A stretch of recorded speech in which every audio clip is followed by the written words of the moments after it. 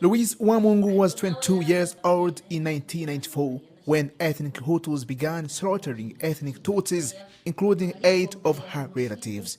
When authorities jailed the man who killed her cousin, she asked her brother, a prison guard, to take revenge. I gave him the list of prisoners he should kill. I told him, go and set up a scenario where you're taking them out for routine labor. After going out, shoot them. You will say that they were escaping. Uwimana's brother refused to murder the prisoners. And in 2007, Ciprima Tabaro, the man who killed her cousin, was not only released, but became her neighbor. That cousin of Louise I killed, we found him in the forest trying to run. He fell down because he was very hungry. I took him and cut him twice with a machete. Then he died.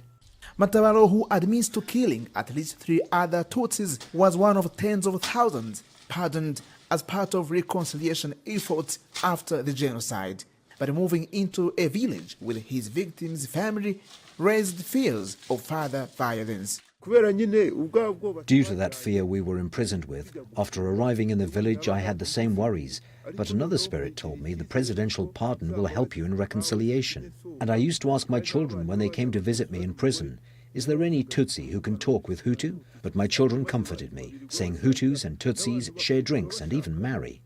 Indeed, the genocide perpetrator and victim eventually became friends. After he begged for forgiveness, he told me where he put my cousin's body. And I realized we had buried all the bodies that were where he said they would be. And I felt relaxed, because we never accept that a relative has died until you've given them a decent burial. Built by a faith-based group, Prison Fellowship Rwanda, the village of unity and reconciliation became home to 110 genocide-affected families like Matabaro's and Uwimana's. It was not easy to join 2 people who have experienced difficult sides of history. The first challenge was trauma for survivors and self-restraint for perpetrators.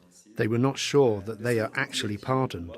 Survivors also feared that perpetrators could repeat history, but as we keep on encouraging them to do their projects together, those fears have gone. While the 1994 genocide tore Rwanda apart, villages like this one have helped put the country and its people back together. Eugene Uwimana for VOA News, Bugesera, Rwanda.